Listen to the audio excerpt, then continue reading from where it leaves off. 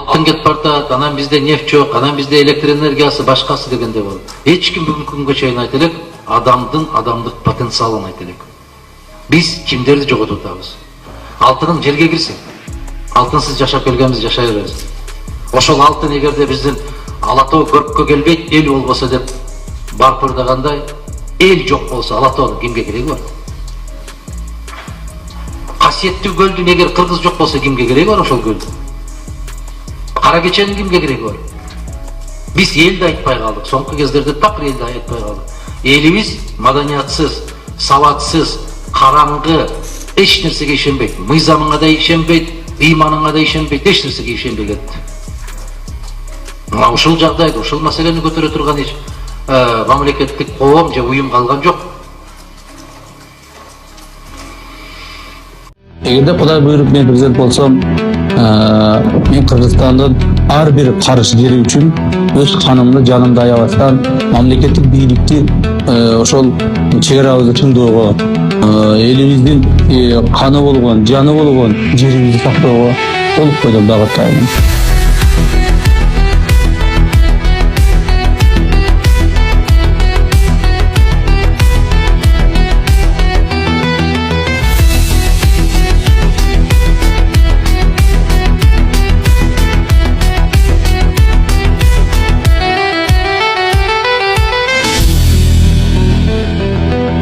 Сөйлөгөн сөзү убадасына турганы жагат да бизге Ташиевдин. Оозунан чыккан сөздү кээ бир киши аткарбай эле келет, ушуга кадер эле мурунку бийликтер.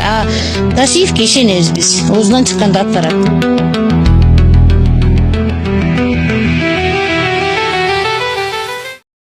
Милиция Томаска. Алло, Атамбайке сизде у? Азия море, бомба, скоро будет взрыв.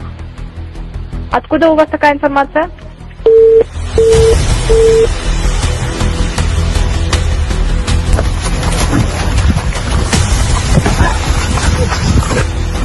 Фамилия?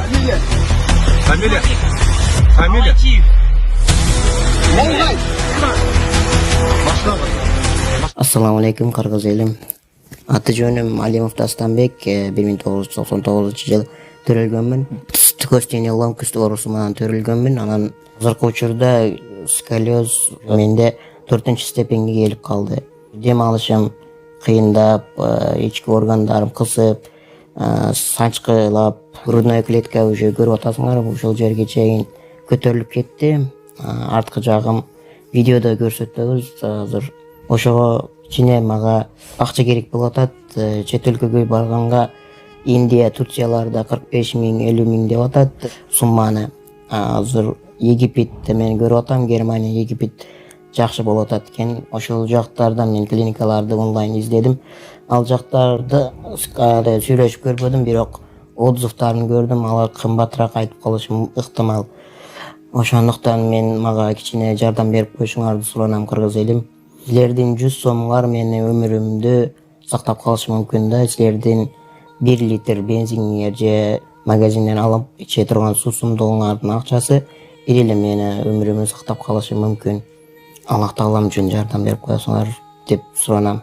Банк номерим 51 менен 191430 деп Дастанбек А деп чыгат. Сбербанк карталар видеонун астында жазылган болот. Сбербанк картамдагы жазсаңыздар Дастанбек А деп чыгат.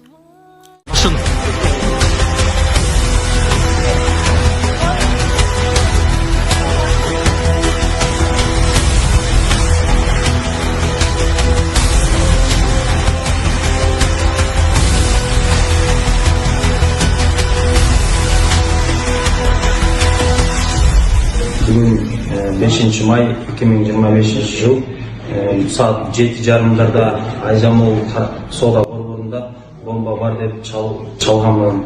Айтканыма аябай өкүнөм.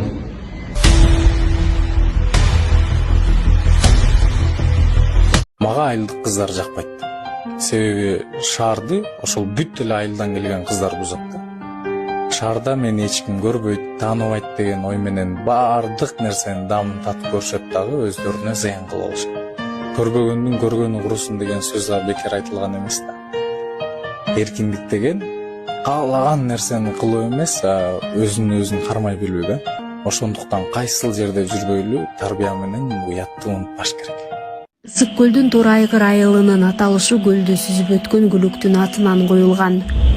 Ысык көл районундагы Тор айгыр айылынын аталышы тууралуу бир нече уламыштар айтылып келет. Алардын бирин жергиликтүүлөр турмуш басылмасына айтып беришти. Көгүлтүр көл жээгиндеги кичинекей айылда Бакыт аттуу жетим бала жашаптыр. Ал төрөлгөндө эле ата-энесинен айрылып калып, өзү да ачкачылыктан өлөр алдында коңшу турган бай балага тиешелүү жерге кызыгып, аны өз уулуна берет да Бакытты мал кароосуна алат.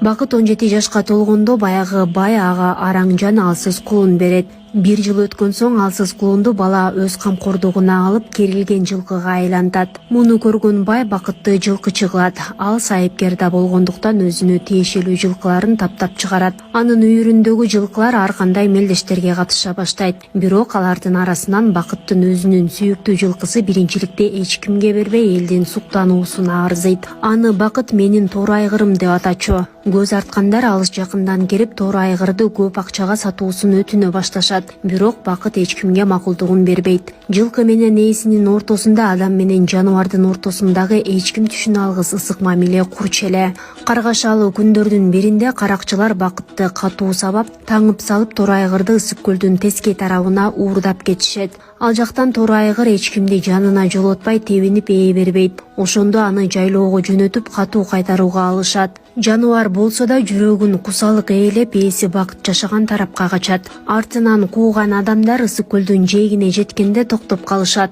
Анткени Тор айгыр көлгө кирип сүзүп жөнөйт. Катуу толкундан кулагына суу кирип, туздуу суу терисин шылып, алсыз Тор айгыр көлдүн күнгөйүнө чейин сүзүп келип, жээктен жылкы кайтарып жүргөн Бакытты көрөт. Бакыт сүйүктүү жаныбарын кучагына алаары менен ал жан берет. Бул жолугушуу үчүн эң татаал жолду басып өткөн Тор айгыр чыккан жерге кийин чоң айыл түшүп, анын аты менен аталып калган экен.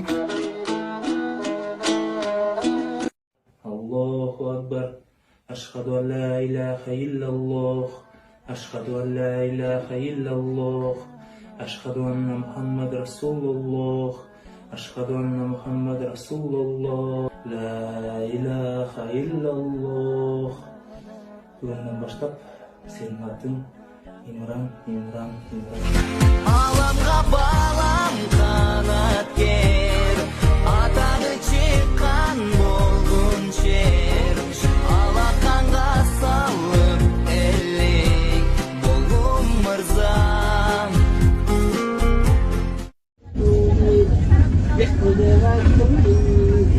Безилдеген жолдапын кайда баштан келем.